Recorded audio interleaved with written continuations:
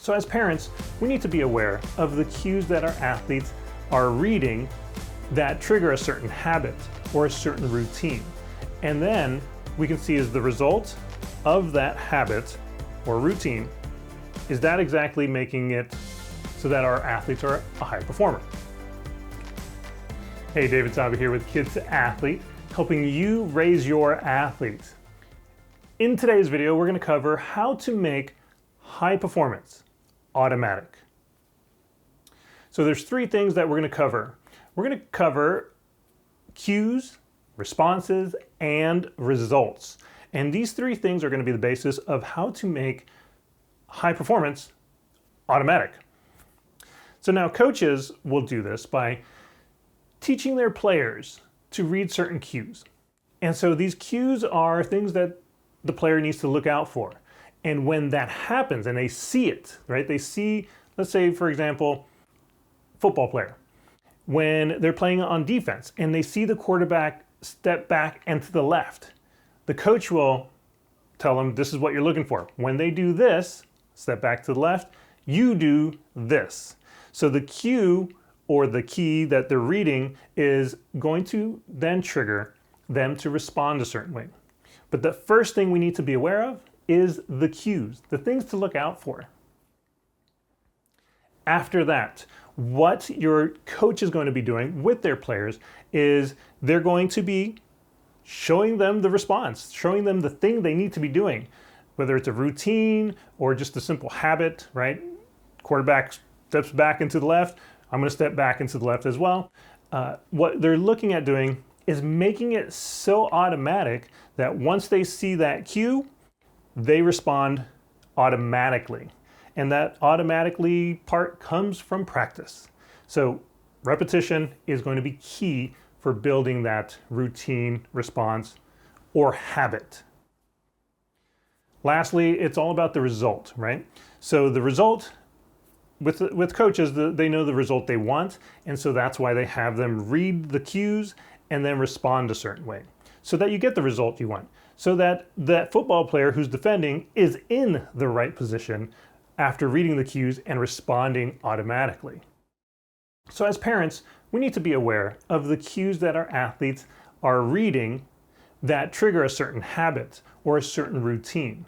And then we can see, is the result of that habit or routine, is that exactly making it so that our athletes are a high performer? Not all cues and responses and good results are meant just to be focused on the sport, right? Or meant to be on the field or on the court. It goes home with you. It goes everywhere with you. So what we're looking at doing is being aware of the cues or the triggers that our athletes are reading at home, at school, just out and about, and then their habits, their automatic responses. And what we're looking at doing is kind of evaluating, is the response the right response, right? Is that result what we're looking for our athlete to be a high performer? If it is, then they're going to be a high performer automatically. So there are three things that, again, that we're going to be as parents looking for. First is the cues, the things that trigger them to respond a certain way, right? So number one is cues. Number two is the response. And that response is going to be very important because that's kind of what we're looking at. That response is usually automatic. You can also consider it a habit. And what we're looking at is that the response that you want your athlete to do? Because number three is results. Is the result of that habit, is that helping your athlete? Is that helping them be a high performer? Because if it's not, then we're going to need to change that response, that habit. But it all starts with understanding what the cue is, what the trigger is. And from that, if you want to change that response, change that habit, you let your athlete know, you let your kid know that, hey, when this happens, you're looking for that, here's how I want you to respond. It might take time, just like practice does.